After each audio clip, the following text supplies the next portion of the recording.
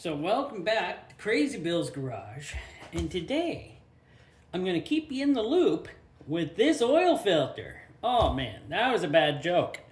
But today we're doing the Loop LP9688, made in PRC, People's Republic of China. So it's got TS 16949 standards.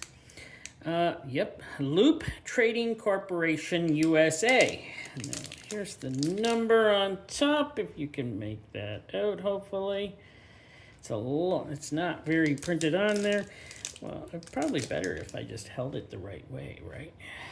So there we go with Loop. And we're going to give her a good look here. And I know I've done Loop in the past. Now this is a type of filter that would fit a Hyundai, 1.8, maybe 2 liters, I'm thinking. This was ordered for my wife's Hyundai, and I never had any intention to use this on her Hyundai. I just wanted to order it and get one so I could cut it open, take it apart. Oh, I left my stuff here. Hold on. So we're going to get a weight of this. We're going to see how this is. How much does this weigh? So we're at 277.9, so it's pretty hefty. I can't remember what I have done the Loop in the past, and I didn't go back and look at my video to see. I don't like to taint myself by looking at videos of filters I'm going to be doing next, just in case it makes me taint myself in looking at what might be wrong or what's good with the filter. I like to notice it as I go. So that's the way I do it. I know probably some other ones do it differently, and I'm going to try to do some changes to doing these oil filters in the next coming months, but I've had some really good suggestions on other things I can do with my oil filter reviews, and I'm listening. So if anybody has any more suggestions, keep having them come in, and I will try to incorporate them into my videos. So, I do have some notes on this. Not too many notes about this filter for some reason. Made in China, of course, you knew that. Advanced wooden pulp filtration media. Is that a thing? We're gonna see. That's what I found out. And a treated NBR 70 rubber base gasket. Now, I couldn't find too much information on these. They keep it pretty quiet for some reason. So, we're going to go as we go with this. And now here is the rubber base gasket. And you know what? It feels like rubber. And I'll tell you, it doesn't feel anything different than any of the other ones that were rubber that I have touched. So the weight of that is 5 grams. And we'll take a better look through here after I cut the filter open. Well, let me say this. If you're new to the channel, please subscribe and like. I always say that at the end of the video. I'm learning. I gotta say it sooner so that everybody can hear it. Oh, there we go. It popped open. And I don't think this is too thick. It did not take too many turns on the old oil filter cutter here. So I don't think she's too thick, but we're gonna take a look here. I'm gonna turn her over this way, and I see. I thought that was a problem the last time I did the Loop. That one goes all the way down almost to the very far. It's got a crack. Don't like that. Has anybody ever heard of anything called black silicone? I've had somebody comment that, black silicone. I don't know. Is there black silicone?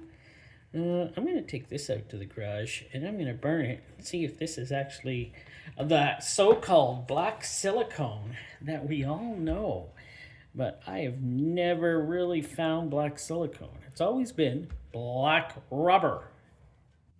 So here I am in the garage here, and I am going to burn this. Let's see what color we get.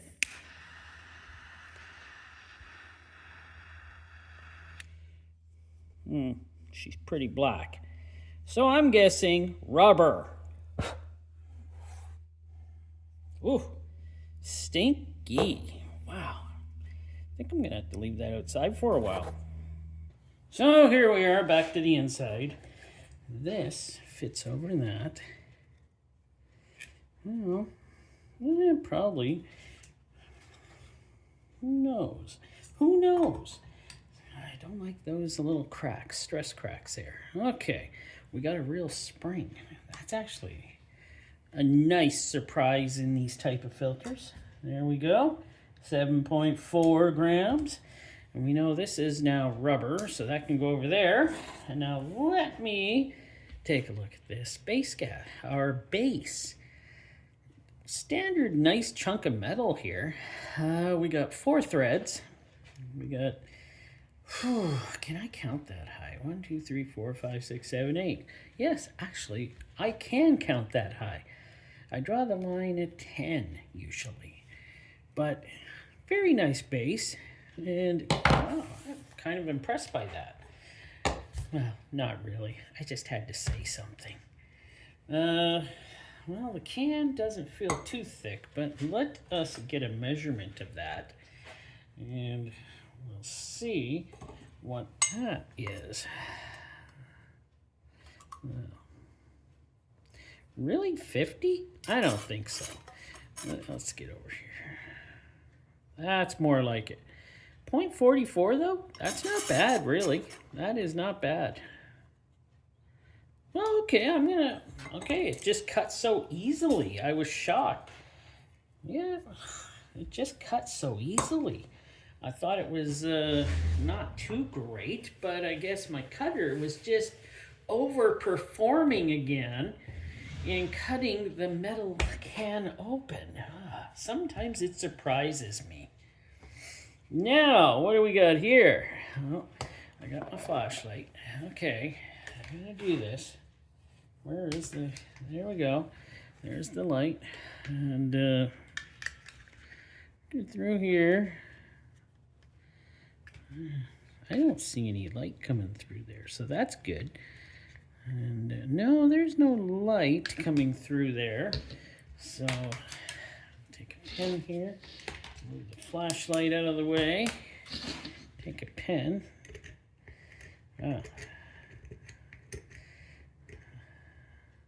Honestly, that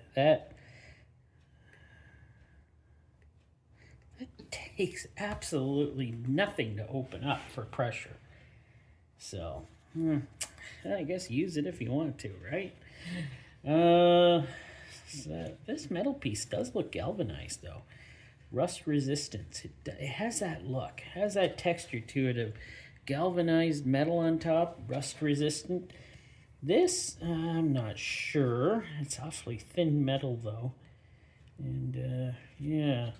Well, let's take a look here. Here's where they join. Let's go around here. Looking good, looking good, looking good. Oh, getting wider, getting wider. Yeah, a little wider. What happened here? What happened here? Uh-oh. Oh, that wasn't me. Uh-oh. Did a machine punch that through by accident? We'll check that area when I cut her open to see if that actually punched through. And, ooh, but getting better here. It's, you know what? For Chinese built, it looks as good as a Chinese built one could be at the top notch, right? So far, so that's not bad. So I'm gonna count the pleats. Yeah, I gotta do that. So we've got 48 pleats. I brought the camera in a little closer here so we can take a better look at these again. 48 pleats. Not too bad. There's where that mark is. There. Until I get her cut open, we'll see what's going on there. It kind of looks like something did jam through there. That's not a good thing if that happened. But 48 pleats. So now I'm going to cut off the filtration and we'll see what we got. And yes, to let you know, Super Knife is here to do the job. So let's see how good it does. Oh my, that was like cutting through like warm butter. That was very easy. A little too easy. This, I do believe, has, oh yes it does, had a metal strip on the inside. That's a nice touch, I have to admit. That is a nice touch.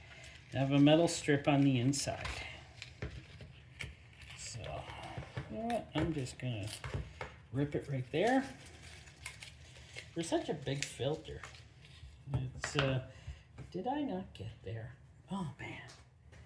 But for such a big filter, there's not a whole lot of filtration here. Yeah, I did miss that. But you got to see the knife again. Huh. How did I miss that?